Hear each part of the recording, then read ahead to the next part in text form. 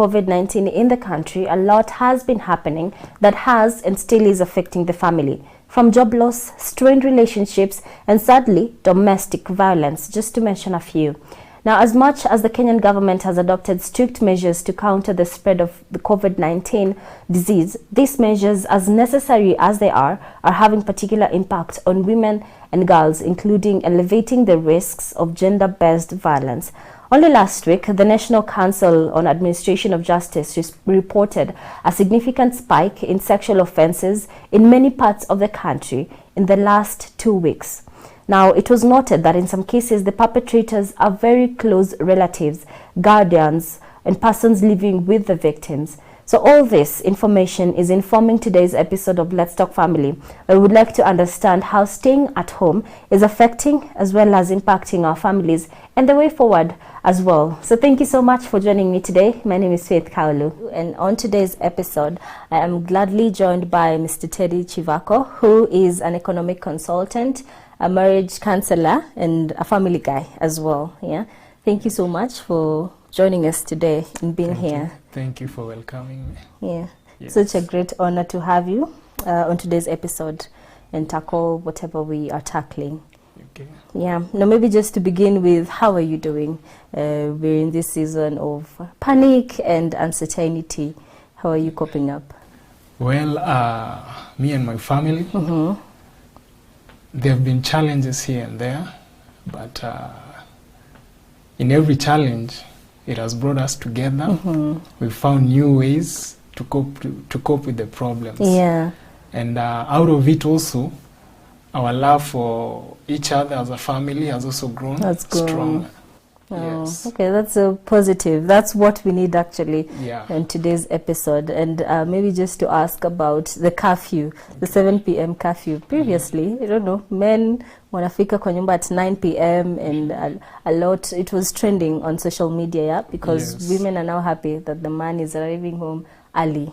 Yeah. How has it impacted you as a person? Well, it has actually, I realized throughout of it that me and my family, we were not having that much time because of work issues or the shows, Yeah. the TV programs that are on the TV. Yeah. Yes. In the evening, I just come, check the homework of my child, know how the mother is doing. And out of it, we do one or two things, but after the curfew, other things have come. We've been able to find other things that we are not able to do together.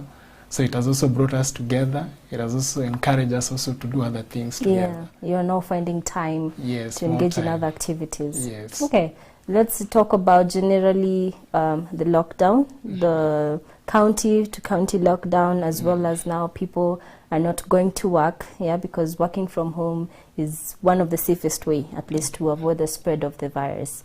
Looking at it from in a family perspective, that the husband and the wife are both at home. Is this impacting the family in a negative or positive way? Well, it is impacting as, in my opinion, is actually impacting in a positive way. And as a Christian, it actually opens to more and better ways, more and better avenues that we didn't know were available for us to be together. And the curfews have actually enabled families to stand stronger, to find new ways to do things together. And also the love for each other has expanded. Yeah. Yes. You keep talking about finding new activities or new ways to do things together. Maybe what are some of the activities that couple can engage in? One of the activities are family games. And the family games, actually everyone is participating. There's no exception. Even the youngest one participates in it in one way or another. Including everyone, so from the child. Yes. And in that way, also other abilities have been able to be exposed in me as well as the partner, as well as the child. Yes. What if now, for a viewer who's watching, and the spouse doesn't want to engage in any activity, how do they get them to do it, to have fun? Well, one of the being open to each and every activity, actually, that openness actually increases their participatory ability. And when you talk to each other, it actually gives them I don't know, by just talking to each other. So being open Being and open, saying, that communication. yeah, Yes. and saying this is, how about we try a game? Yes. If it fails, If it fails, there's always another one. You try this one, you try the yeah, other look for one. something else. Yes. Like we could be cooking together. Exactly. Oh, all right, sawa. The Now, other sorry. games such as Scrabble. Also, we could also make some makeshift tent in the house. Yeah. Okay. Trying to create a scene like an outdoor camping, like a market or a vehicle. Yes. So in short, just looking for activities to engage in Yes. that will bring fun together. Exactly. Okay. And now, even as people are having fun, which I believe is helping in strengthening the bond or the relationship that is there in the marriage, for a marriage that was failing, are these activities going to strengthen, or should there be more of talking, counseling in other avenues of strengthening the relationship? One, it is actually a good thing that you brought it up. And for the failing or the struggling marriages, it can be something nice for the both partners, for the wife and the husband. And in so, the game can actually act as a platform to connect them together. It can act as a platform also to show their strength, their weaknesses, or something or certain things that they didn't do together. And the games actually, they also, one thing I can also say about the games, that positivity, accepting everything positive, seeing it as a positive thing to do together as a couple, and not dismissing it outrightly. Yeah. Yes. It also creates a positive environment in the house. Yes. Yeah. All right. So after the games, after we are done with the games now, and we want to move on, we want to do other things, because we've done the games, we've done a makeshift tent, and now I feel like your presence is irritating me, because previously we meet in the evening, in the morning we've left each other. Yeah. Actually, a lot of people are saying how you are realizing a lot of new things from your partner that you didn't know. Now, sadly, some of these things are irritating, and you might feel like, I am now tired of being in your space. How can we get out of such a situation in a healthy way that won't affect our marriage? As sad as it may seem, well, by staying together during the curfew, it can bring some level of annoyance on one of the partner. Yeah. And as I said earlier, if they are taking things negatively, then it can become a problem. But if they are embracing everything that is coming on the plate, it can be a good thing. And well, I can see that it is also good to realize that during this curfew things are different, and that closeness can also turn into something negative. It can affect their view on each other.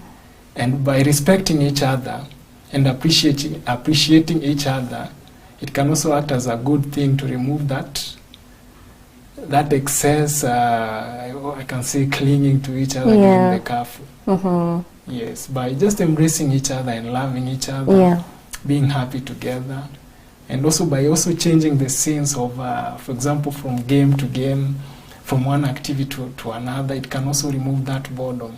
It can remove that anxiety, and also increase the level of happiness among the spouses. Okay. Yes. Well, would you say marriage is not all pomp and color, that this situation is actually revealing that our marriages are not strong as we thought they are, because at the end of the day we are tired of each other, And why do you think it is so? Well, it has shown some weaknesses in the marriage, but it has not proven that they are a bad thing, or that they are lacking something, or they need a substitution or anything. But it has shown some good things about marriages. Yeah? And one of the good things is that out of realizing the weakness in the marriage, you can actually focus on strengthening it. And as for me, I think the pomp in the marriage, well, it is how the partners view it. It is how they see each other, how they consider themselves in the presence of the other. Yes. How would you say we got here, now that we needed a pandemic to know that this is what is ailing us and this is where our weakness is? Well, greatest achievement in life are born out of adversities and problems. Well, the curfew is showing there are some few things in the marriage that are needed to be strengthened or to be aligned. For example, the family time. We know most families or most spouses spend a lot of time at work, and in some situation, both the mother and the father, well, are at work, while the child are left to the nannies. And as such, it actually shows that family love needs to be reinstated once again, needs to be nurtured once again by presence of the mother and the father in the setting of the family. Yes. All right. Now, for families who are engaging in other activities to keep their marriage alive and to strengthen their relationship, maybe these are partners who were previously taking counseling classes or sessions. How would you say that now we have to go back to online, and take the sessions online? How is it different compared to the physical face-to-face counseling? Okay, the online, as much as they are trying to assist the couples, they have their own limitations as well as their own merits. And one of the merits is that they are actually continuing the process of bonding and solving the problem within the marriage. However, certain technical issues may come in, such as the posture and the emotional aspect of the partners cannot be captured in the live stream. Again, technical issues in cases where spouses are apart. For example, in cases where spouses are already separated, the other spouse may not be able to reach the counselor in time for the process to continue. So in the end, it can affect the progress as well as the result of the counseling process. Yes. But at the end, it's still something. We might say so. Exactly. It is better than nothing. And that's all we have to bear with until we are through this season. All right. With that said, let's take a very short break right here on Let's Talk Family. We'll be right back after the break.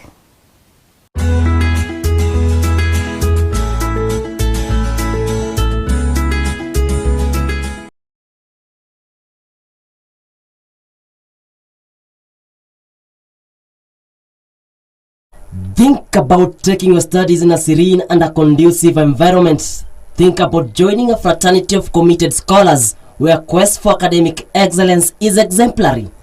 Think about studying at the heart of mineral-rich Tharaka in this young Gatuga market.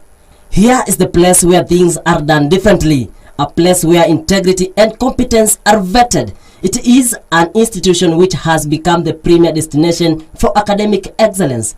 At Tharaka University College, we provide higher education in the region and beyond. Applications are open in our main campus for May and September intakes for PhDs, Masters, Bachelors, Diplomas and Certificate courses in the following schools: Business Studies, Science, Engineering and Technology, Education, Humanities and Social Sciences, Agriculture and Natural Resources.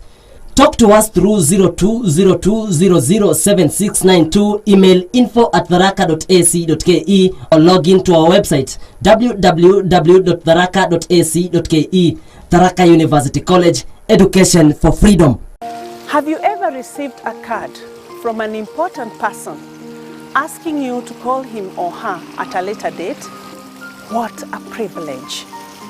And by the way, as you received that card, what crossed your mind? And did you call later? And as you were calling, what was in your mind? Were you asking yourself, will that person really answer your call? God spoke to his servant, Prophet Jeremiah, when he was confined under the courtyard of the guards, in fact in prison, and encouraged him with this message from Jeremiah 33, verses 2 to 3. He who made the earth, the Lord who formed it and established it. Call to me and I'll answer you, and I'll show you great and unsearchable things you do not know. CAC TV gives you a platform Through an interactive prayer program. Call unto me. Prayer is a channel to communicate with God.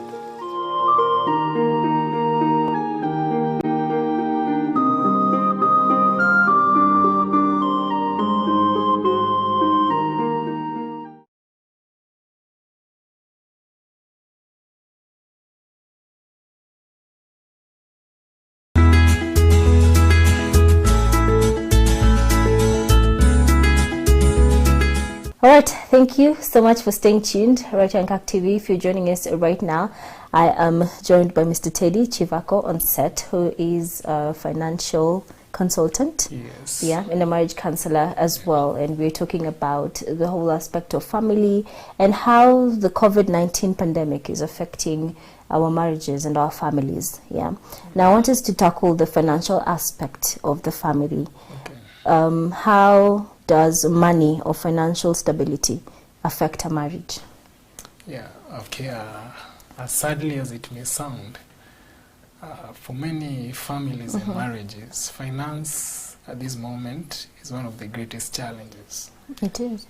Knowing that some of them are not going to work, some of them, their businesses have stopped, and some of them they did not save because of the current, the prior economic conditions. Yeah. But despite of that, finances doesn't have to be a major obstacle in the marriage. Well, the partners can actually do some of few things to enable them to get through this entire period. For example, one of them is actually being prudent on each and everything they do, their expenditure actually. And for those who are used to going out, they could actually substitute the income to enable them get through this period. However, there are also others, they have nothing. Yeah. They have no income to sustain them. We should also be mindful unto these people by just embracing them, and if there's any need, assisting them where possible. Yeah. Now, would you say that marriage nowadays focuses a lot on the finances and the money? What are you bringing to the table? This is what I'm bringing. Are you able to measure up, or is it a key factor for us to look at? Yes, it is a key factor, but it doesn't have to be that key, because there are other underlying factors to a marriage. It's not just finances, but also the godly aspect that brought the two people together. Again, by basing the marriage on finances is actually placing a value on the marriage. Actually, I can say watering it down Yeah. or undervaluing it. And that is what the society, the current society has taken or viewed marriage as. And finances actually may affect the marriage, but doesn't have to be so. Yes. Okay. Yeah. How can we maybe, or rather, how can a couple overcome a financial challenge that they're experiencing? Not necessarily in this season, just generally. By financial, my advice is financial planning, and by being prudent in their daily use of their income. For example, instead of overspending, they can be innovative in the type of food they are consuming, as well as other essential things they need. And they can also use their daily wages, if possible, to be creative in it. Yeah. Yes. Okay. Yeah. Now, earlier on you mentioned that we should remember the families that are struggling currently or probably did not have savings because of the tough economic times, or they lived from hand to mouth. Yeah. During this period where you're staying at home and there is no income, is it wise or advisable for them to consider taking loans? It is not wise to taking loans to finance your daily needs, and a loan is something that is productive. It's supposed to add value to the family, but using loans, they're actually worsening their conditions, and it may affect their recovery after the pandemic is over. So I'd advise them, whatever little they have, and fortunately the government has also placed some measures, such as the tax reliefs and the economic stimulus packages to assist the poor and the vulnerable. They can also take advantage of this to sustain them during this period. And also other NGOs I've seen around in the informal sectors, in the informal settlement, the slums, well, they are trying to assist or mitigate the worsening effects of the pandemic by assisting the families. Now, I hear you and I totally agree with you, but for a family that has not received any form of relief, be it from the government or from NGOs and the private sector, and they have nothing at all to put to the table, how would you advise such a parent? Well, it is a sad issue also, and I can also encourage the neighbors to be mindful. Be mindful of your neighbors in this difficult time. Get some time to know your neighbor. How are they doing? Because some of them may be going hungry, some of them may be about to be evicted from their houses. But being mindful of your neighbor can also mitigate or cover the gap that the government did not fulfill. Also, and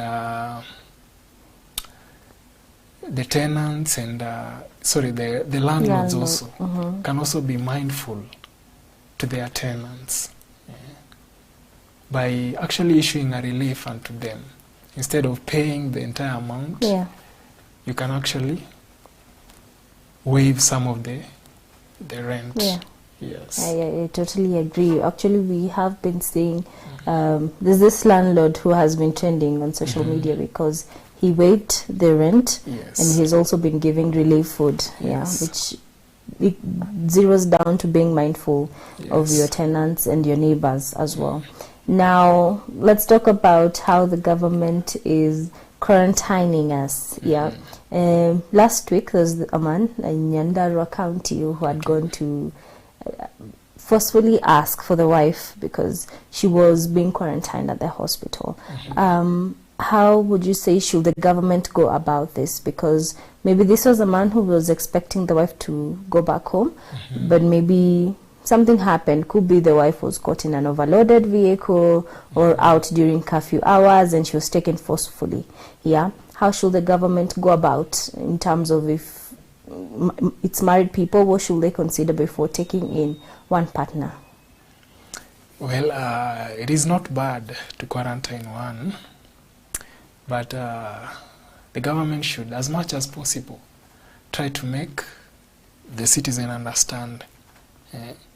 They have to make to make sure the partners in the marriage understand that in so quarantining, the person is not being condemned or not being placed in some sort of prison, but is actually a measure to contain the virus.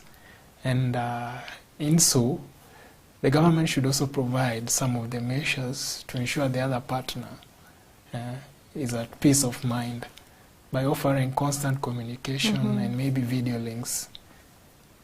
And as we know, when one is quarantined, limiting that contact between the partners must be enforced.